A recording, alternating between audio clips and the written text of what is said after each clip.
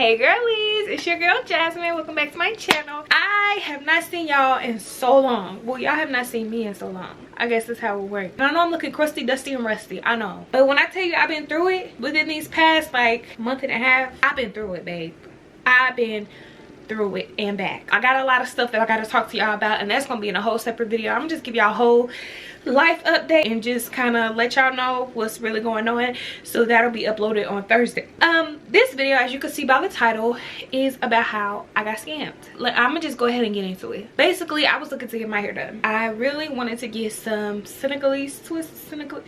You know how, to say that. I don't know how to say it, but if you don't know what I'm talking about, this is the style. I wanted to get this. I can go to the Africans, but the Africans are too tight for me, and I don't really enjoy the Africans as much. They braid my edges. I just get, no. I found this girl on Instagram who does hair, and she had done like hair of people that I had heard of and stuff like that. Like I've seen like people on there, I've seen like they went to a different high school than me or something like that, but it was all in the Indianapolis area. The first red flag, y'all, DM to book. Usually if somebody says that, I don't book. But there aren't many people, because Senegalese twist is not like a style that's like real hyping out right now. I've never had them before, so I was like, okay, maybe I can try something different. Everybody is doing like the the boho braids, the goddess, whatever those are right now. So I'm thinking like, I could do something different. So I DM'd her and I was just asking her about pricing and stuff like that, and seeing if she had any openings and stuff. She did end up having an opening. It was on a Saturday, and we booked it for 10 o'clock in the morning.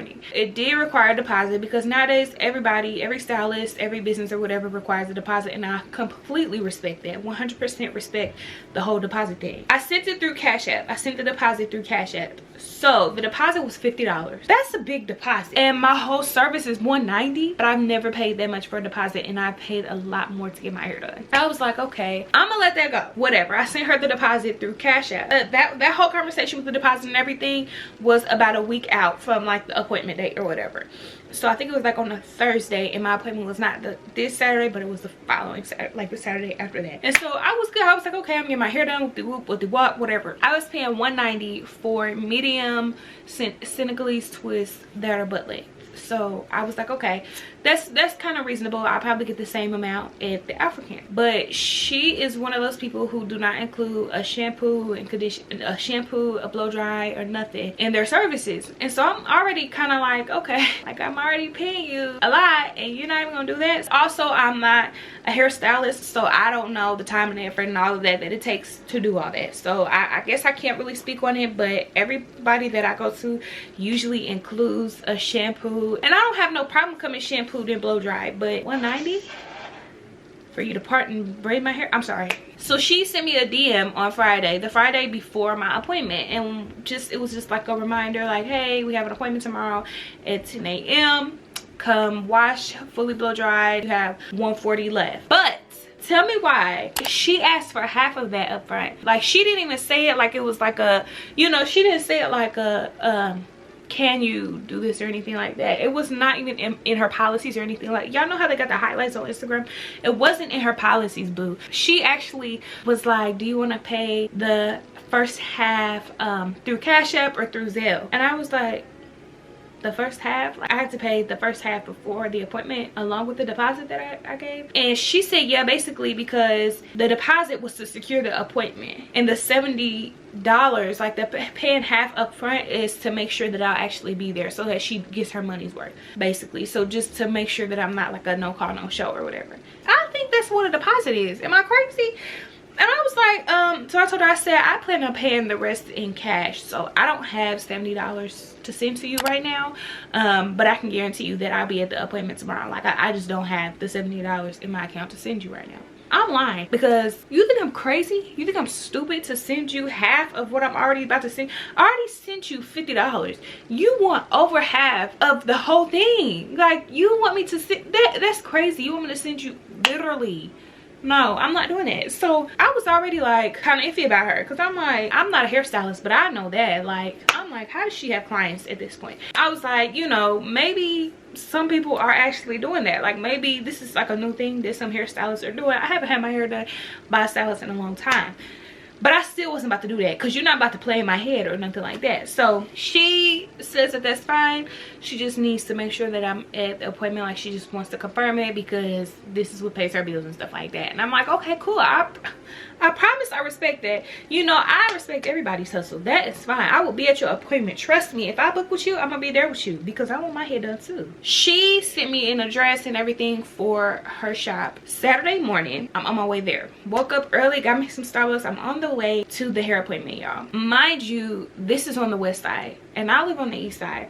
So it's a good 30-minute drive. I get to over there or whatever and it's like sketchy. First and foremost, it's in the hood. I'm not even gonna lie to you. I'm by myself. Like, I'm alone. I'm a woman. It's 10 o'clock in the morning, so I didn't really think too much of it. But when I pull up, it's looking like abandoned. And y'all know, like, big lots. So, you know, like, it'll be like a strip or something like that. But, like, the big store will be abandoned. And then it has a couple little shops. It had, like, a Chinese restaurant right there. And that one was, like, open. It was, like, still, it wasn't vacant, but it was closed because it's 10 o'clock in the morning. And then there was like something that looked like it was a shop right there, but it was sketchy looking. It was just scary, y'all. So it was on this little strip, and so it had a big old parking lot or whatever, but there was like 2 cars in the parking lot. And so I pull up, I'm like, dang, what's going on over here? And I'm thinking like, okay, maybe she haven't got her shop all the way together, or maybe she just purchased this or something like that.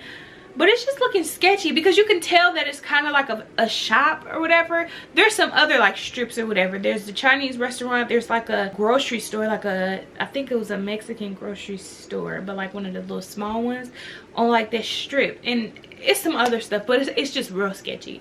And so I'm there, and so I pull up in the parking lot. I'm not thinking too much of it because it's broad daylight outside. It's 10 o'clock in the morning. It's a big open parking lot. So I'm thinking like, if something happened to me, somebody's gonna see something happen to me. Like, you know, nobody's gonna really try nothing. Boy, was I wrong. So like 15 minutes before my appointment time, I DM'd her and let her know that I was there, and like, no rush, but I just wanted to let her know that I was there. No response. So I'm like, okay, maybe she'll like pull up soon. So we get to 10 o'clock and she still hasn't said anything, and I'm like, okay, maybe she's running late.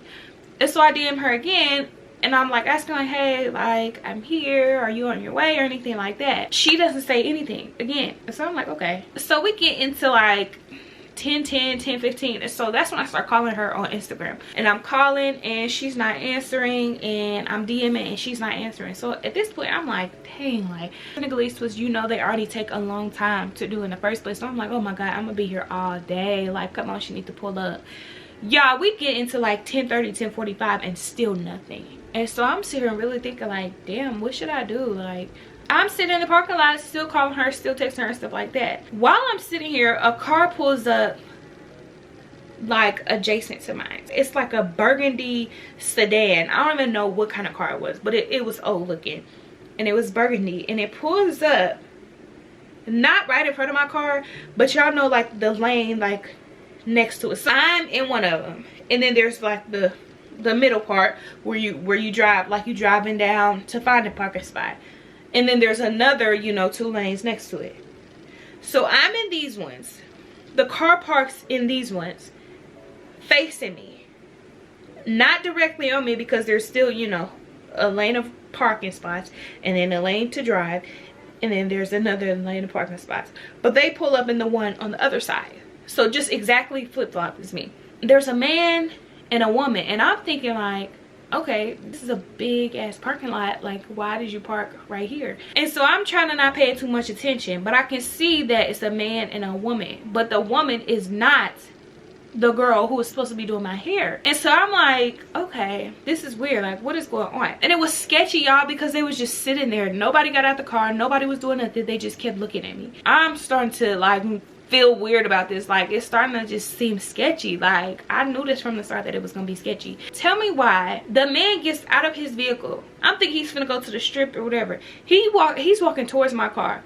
I'm like, oh hell no. I put my shit in dry because I'm like, I'm about to pull off. He is walking towards my car, and so I'm like, do he know her? Like, maybe he's coming to tell me like something happened or something like that. But I'm already like still like, nah, this don't feel right. So he's coming towards my car, and I'm like about to roll my window down. Tell me why he reaches out to grab my effing door, y'all. He reaches his hand out to grab my door. I ain't never pulled off so fast in my life, y'all. I pulled off. I said, oh no. And I called Michael. I said, I don't know what's going on.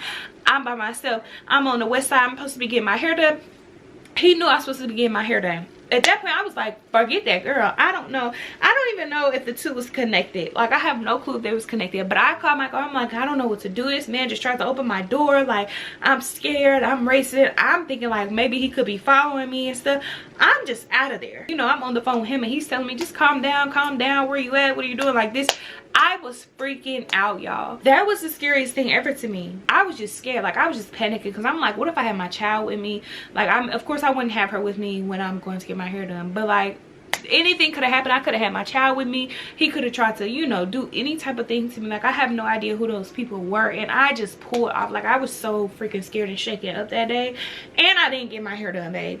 Didn't get my hair done. At that point, I was too freaked out to even worry about getting my hair done and all that. So I just ended up coming home. I was shaking up. I was crying. I was everything. It was so scary. And so then later on, I DM'd the girl because I'm like, okay, am I gonna be able to get my money back from the appointment? Like, clearly we missed the appointment. I don't know if she overslept or something happened or anything like that, but I'm asking, like, am I gonna get my deposit back, or can I at least transfer it over to like another service or something like that? She says nothing. The day after, her Instagram account is deactivated. There's no sign or signal or nothing of her. It's completely gone, completely deactivated. And so I'm like, what the heck? Did I really get scammed? Like, that's the part that makes me think that her and that man and woman are connected, because why was your Instagram account just deactivated? And I could be completely wrong, but when I tell you, it was like she was completely wiped off the face of the earth. I couldn't find nothing on her. And I was like, what the heck? It was crazy, y'all. I've never been scammed like that in my life, ever. And so the moral of the story is, I'm going to the Africans, because you can't trust these people on Instagram. I cried about my little $50. It's okay, because I'm gonna make it back. I hope she see this. I really do, because you know who you are and you scam me out my money. So run it back. I want to put her name out there, but y'all ain't gonna be able to find it any freaking way. And I'm not that type of person. In Jesus' name, amen. But all right, you guys, I just wanted to come on here and tell y'all that story. Thank you guys so much for watching. I love you guys so much, and I'll see you next video.